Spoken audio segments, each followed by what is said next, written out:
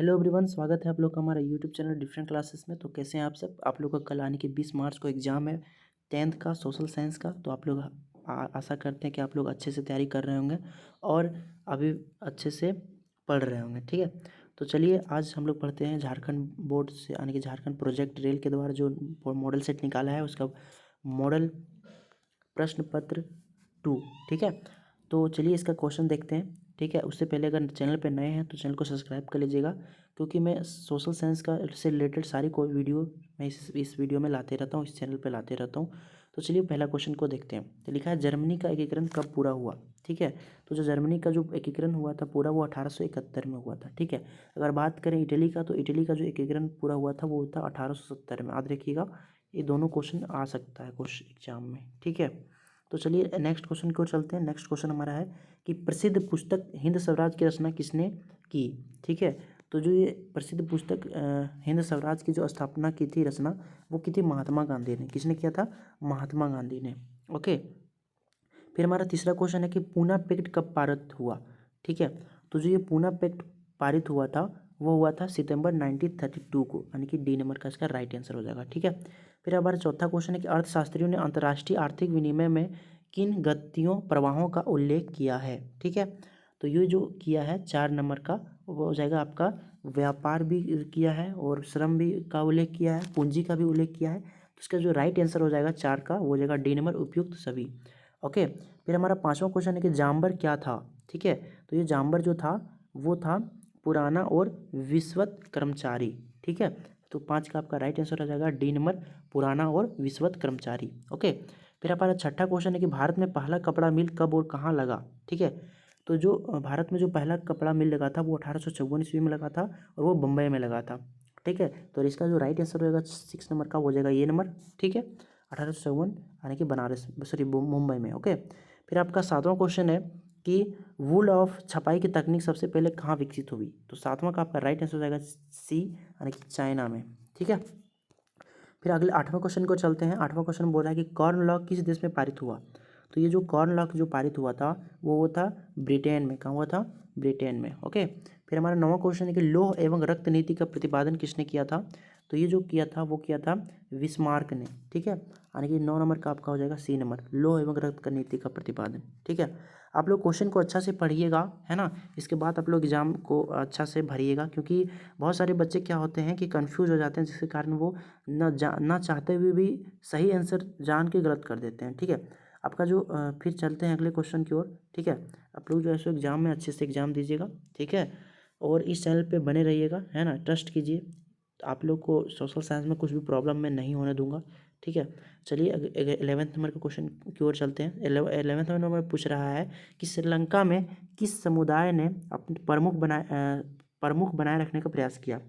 ठीक है, तो जो श्रीलंका में जो था वो था सिंहली लोग ज़्यादा रहते थे। तो जो जिसकी जो जनसंख्या ज़्यादा होता है वही अपना प्रभुत्व बनाए रखना चाहता है ना। तो इसका राइट हो जाएगा 11 नंबर का बी नंबर सिंहली। ओके, फिर हमारा 12वां क्वेश्चन है कि किस शासक व्यवस्था में सत्ता का केंद्र और राज्यों के बीच विभाजन होता है। तो अब जो 12 नंबर का राइट आंसर हो जाएगा वो हो जाएगा 12 का बी नंबर, यानी कि संघीय शासन व्यवस्था। ठीक है, इसका जो राइट आंसर हो जाएगा वो हो जाएगा संघीय शासन व्यवस्था। फिर आपका 13 नंबर क्वेश्चन पूछ रहा है कि संविधान के किस अनुच्छेद के अंतर्गत अस्पृश्यता को निषेध किया गया।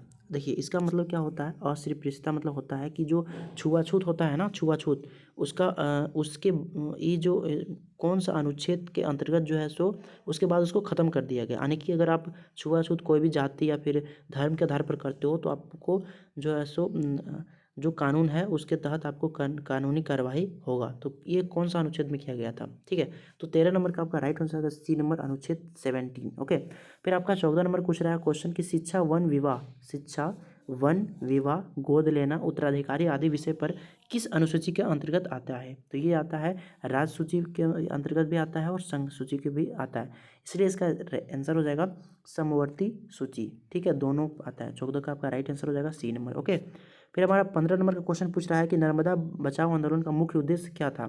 ये जो नर्मदा बचाओ आंदोलन था उसका जो मुख्य उद्देश्य था वो था बांध बनाने से रोकना। ओके, तो 15 का हो जाएगा आपका राइट आंसर बी नंबर, बांध बनाने से रोकना। फिर आपका 16 नंबर क्वेश्चन है कि भारतीय राष्ट्रीय कांग्रेस की स्थापना कब हुई। तो 1885 ईस्वी में जो है सो भारतीय राष्ट्रीय कांग्रेस की स्थापना हुआ था। ठीक है, फिर अपना 17वां क्वेश्चन को चलते हैं। 17 में बोल रहा है कि संयुक्त राज्य अमेरिका में नागरिक अधिकार आंदोलन कब हुआ? तो 17 का आपका राइट आंसर हो जाएगा बी नंबर, आने की 1954 से 1968। ठीक है, 17 का बी नंबर। ओके, फिर हमारा 18वां क्वेश्चन है कि संविधान की किस अनुसूची में भाषा का वर्णन है?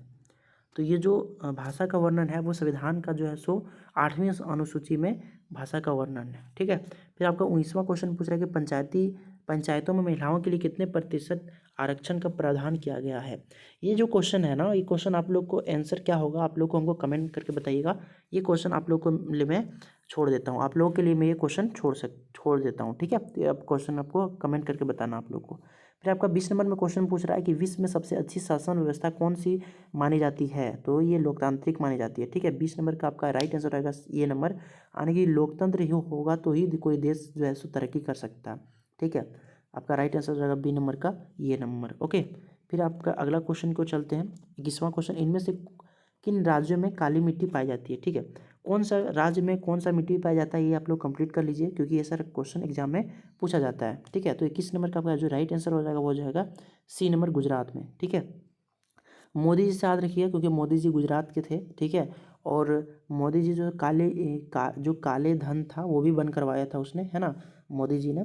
तो याद रखिएगा कि काली मिट्टी गुजरात में। ओके, फिर आपका 22वां क्वेश्चन है कि कार्बेट राष्ट्रीय उद्यान किस राज्य में है? तो जो 22 का आपका जो राइट आंसर जाएगा वो हो जाएगा उत्तराखंड। जो कार्बेट राष्ट्रीय उद्यान है वो कहाँ है? उत्तराखंड में। ओके, यानी कि 22 का हो जाएगा बी नंबर। ठीक, फिर आपका 23 नंबर बोल रहा है सरदार सरोवर बांध गुजरात के किस नदी पर बनाया गया है? तो ये जो बनाया गया है वो बनाया गया है कौन सा नदी पे? ये बनाया गया है नर्मदा नदी पे। ठीक है, सरदार सरोवर बांध जो है गुजरात का नर्मदा नदी पे बनाया गया है। ठीक है, फिर आपका 24वां क्वेश्चन है कि इनमें से किसे सुनहरा रेशा कहा जाता है? तो सुनहरा रेशा जो कहा जाता है वो कहा जाता है जूट को। किसको कहा जाता है? जूट को, यानी कि आंसर हो जाएगा बी नंबर। ठीक, 24 का बी नंबर। 25 बोल रहा है कि झारखंड में कोडरमा किस खनिज के लिए प्रसिद्ध है? देखिए झारखंड की बात हो रहा है, आप लोग झारखंड से हैं तो आप लोग बताइए हमको। तो ये हो जाएगा 25 का आपका डी नंबर, अभ्रक। अभ्रक नहीं होगा, अभ्रक होगा। क्या होगा? अभ्रक। ठीक है, आपका यह मिसप्रिंट है तो इसका राइट आंसर हो जाएगा अभ्रक। ठीक, 25 का हो जाएगा आपका डी नंबर। 25 का हो जाएगा आपका डी नंबर। ओके, फिर आपका 26वां क्वेश्चन है कि निम्न में से कौन सी एजेंसी सार्वजनिक क्षेत्र में स्टील को बाजार में उपलब्ध करवाती है? ठीक है, तो इसका जो है राइट आंसर हो जाएगा वो हो जाएगा बी नंबर, यानी कि सेल। ठीक है, सेल ही जो है सो सार्वजनिक क्षेत्र को स्टील को बाजार में उपलब्ध करवाती है। ओके, भारत की समुद्री तट की लंबाई कितनी है? समुद्री तट की लंबाई, यानी कि हमारे ये भारत का जो नीचे वाला भाग है ना, और इसमें जो यहाँ से लेकर यानी कि समुद्री तट की जो पूरी टोटल लंबाई है वो है 7,516 किलोमीटर। ठीक है, तो इसका राइट आंसर हो जाएगा बी नंबर, 27 का बी नंबर। ठीक है, भारत की पहली रेलगाड़ी कब चली थी? है ना, तो जो भारत का जो पहली रेलगाड़ी चली थी 28 नंबर का, वो 1853 में चली थी, लेकिन यहाँ पर ये 1853 नहीं है, यहाँ पर 1953 है। ठीक है, 1953 नहीं होगा तो इसका याद रखिएगा 1853 में। ठीक है, तो 28 का आपका राइट आंसर हो जाएगा 1853। ठीक है, फिर आपका 29वां नंबर क्वेश्चन है कि निम्न में से कौन परंपरागत ऊर्जा स्रोत है? यानी कि परंपरागत मतलब क्या होता है? जो हमारे जो पुरखा लोग था, है ना, हमारे दादा परदादा जो लोग थे वे जो यूज करते आ रहे हैं, है ना, एक परंपरा यूज चला आ रहा है, वो परंपरागत ऊर्जा उसी को कहते हैं। नाम से जैसा कि पता चल रहा है कि परंपरागत ऊर्जा का स्रोत क्या है, तो ये जो परंपरागत ऊर्जा का स्रोत है वो आपका आ जाएगा कोयला। ठीक है, कोयला जो है सो हम लोग को दादाजी भी यूज करता था, हम लोग भी यूज करते हैं, और हम लोग के जितने भी आने वाला पीढ़ी है वो भी यूज करता है, करेगा, है ना। तो इसका राइट आंसर हो जाएगा क्या? कोयला। ठीक, सौर ऊर्जा नहीं, पवन ऊर्जा नहीं, लेकिन परमाणु ऊर्जा भी नहीं, लेकिन आपका कोयला या राइट आंसर हो जाएगा। ठीक है, फिर आपका 30वां क्वेश्चन है कि 1992 में पृथ्वी सम्मेलन किस देश में आयोजित किया गया था? 1992 में पृथ्वी सम्मेलन किस देश में आयोजित किया गया था? तो इसका राइट आंसर हो जाएगा 30 नंबर का सी नंबर, यानी कि ब्राज़ील में। ठीक है, ब्राज़ील में जो सो पृथ्वी सम्मेलन आयोजित किया गया था। आपका 31वां क्वेश्चन है कि देशों के विकास की तुलना करने के सबसे महत्वपूर्ण आधार क्या है? ठीक है, तो इसका जो राइट आंसर हो जाएगा 31 का हो जाएगा बी नंबर, औसत आय। किसी की भी देश की उसकी आय से ही पता चलता है कि वो कितना अमीर है कितना गरीब है। ठीक है, इसलिए आप लोग भी पढ़िए लिखिए, पैसा कमाइए, तभी आपसे पता चलेगा कि आप कितने पढ़े लिखे हैं, कितने आपके पास पैसा है। औसत आय से ही कोई भी देश का विकास की तुलना करते हैं। ठीक है, फिर आपका राइट आंसर आपका जो 32 नंबर का क्वेश्चन पूछ रहा है आप लोगों से कि औसत आय को डॉट डॉट रूप में माना जाता है। ठीक है, तो इसका जो राइट आंसर हो जाएगा 32 में जो क्या भरा जाएगा वो भरा जाएगा प्रति व्यक्ति आय। औसत आय को प्रति व्यक्ति आय के रूप में माना जाता है। ठीक, यानी कि सी नंबर 32 का। फिर 33 नंबर बोला है कि सेवा क्षेत्र में किस तरह की गतिविधियाँ शामिल है। सेवा क्षेत्र यानी कि हम लोगों को सेवा प्रोवाइड करवाते हैं, ठीक है। तो इस परिवहन है ना, परिवहन है ना, संचार और बैंकिंग, ये सारी चीज़ें क्या होता है, हम लोगों को सेवा करते हैं, सरकार सेवा करती है, तो ये सेवा क्षेत्र में आता है। तो आपका 33 नंबर का राइट आंसर हो जाएगा सी नंबर। ओके, फिर आपका 34वां क्वेश्चन है कि जीवन बीमा की गतिविधि है। अगर हम जीवन बीमा की गतिविधि अगर बात किया जाए तो ये भी सेवा क्षेत्र के अंतर्गत आएगा, ठीक है। तो 34 का आपका जो राइट आंसर हो जाएगा वो जाएगा सी नंबर, तृतीयक क्षेत्र, ठीक है। यानी कि इसको सेवा क्षेत्र भी बोला जाता है। जीवन बीमा यानी कि जो आप लोग को है ना पैसे देते हैं, कुछ उसके भरते हैं, फिर अगर कुछ होता है लाइफ में तो फिर आप उसको आपको पैसा मिलता है। तो ये सारा चीज़ क्या होता है, तृतीयक क्षेत्र में आता है, सेवा करता है लोगों का। फिर आपका 35वां क्वेश्चन है कि वर्तमान में कागज़ के पैसे के अलावा किसके रूप में धन का उपयोग बढ़ता जा रहा है। तो ये अगर अभी अब देखा जाए, अभी डिजिटल इंडिया है ना, सारा चीज़ शुरू हो गया है, फ़ोन पे, गूगल पे, सारा चीज़ है, भारत पे, बहुत सारी चीज़ें हैं जो डिजिटल मनी के रूप में अभी यूज हो रहा है ना। तो 35 नंबर का आपका राइट आंसर हो जाएगा डी नंबर, डिजिटल मनी। आपके पास पैसा नहीं है लेकिन आपके पास मोबाइल में, फ़ोन में अगर फ़ोन पे में अगर पैसा है तो आप जाके कुछ भी सामान खरीद सकते हो, ठीक है। ऐसा नहीं कि आपके पास पैसा रहेगा हाथ में, अगर कागज़ का नोट रहेगा तभी आप सामान ले सकते हो, ऐसा बात नहीं है। अब वो सिस्टम ख़त्म हो चुका है, अभी भी है, ख़त्म पूरी तरह से नहीं हुआ है, अभी भी है। लेकिन अगर आप चाहते हो कि नहीं मेरे पास पैसा ना रहे, मेरे अकाउंट में रहे, तो आप डायरेक्ट उससे करा सकते हो, राइट। तो आपका 35 नंबर का आपका सही आंसर रहेगा digital money. Okay, 36 number question बोल रहा है कि धन का आधुनिक रूप को क्या कहते हैं, सिक्के और नोट, ठीक है। जो धन का अभी आधुनिक रूप है उसको क्या कहते हैं, सिक्के और नोट। प्लास्टिक मनी तो कहते नहीं है, डिमांड डिपॉजिट ये सब तो सारी चीज़ होता नहीं है, लेकिन सिक्के और नोट अभी चल रहा है, ठीक। आपका 37वां क्वेश्चन है कि बहुराष्ट्रीय कंपनी को क्या आकर्षित करती है, तो ठीक है। तो उसका 37 का आपका सस्ता श्रम भी आकर्षित कराती है और उत्पाद के लिए तैयार माल भी उपलब्ध कराती है। तो उसका राइट आंसर हो जाएगा 37 का सी नंबर, ए और बी दोनों, ठीक है। फिर आपका 38वां क्वेश्चन है कि निम्नलिखित में से कौन सार्वजनिक मरम्मत सेवाओं के अंतर्गत आते हैं। तो 38 का आपका राइट आंसर हो जाएगा ये नंबर, डाक सेवाएं जो है सो सेवाओं क्षेत्र में आता है। क्योंकि कोई भी डाक आता है तो कौन पहुंचाता है, आपका जो पोस्टमैन होता है, डाकिया, वही ना आपको घर पहुंचाता है। तो आपका क्या कर रहा है, सेवा कर रहा है एक तरह से। तो इसका राइट आंसर होगा 38 का ए नंबर, डाक सेवाएं, ठीक है। फिर आपका 39वां क्वेश्चन है कि सूचना का अधिकार अधिनियम कब पारित किया गया। तो इसका जो पारित किया गया था वो गया था 2005 में, ठीक है। तो 39 का सी नंबर आकर राइट आंसर हो जाएगा।